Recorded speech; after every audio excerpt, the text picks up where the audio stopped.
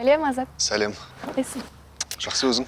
Туф, бетіңе не болған? Кеше ғана таза еді ғой. Бәрі дұрыс. Отыр.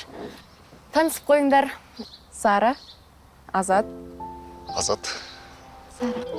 Азат боксшы, ал Сара медеуде жұмыс істейді. Жақында Головкиннің төбелесін ұйымдастырады. Мықты. Дина, сен солай отыра бересің бе? Мен үлгермей жатырмын. Қаз барам. Саған әдеттегідей ғой. Иә, рахмет. Қазір келем.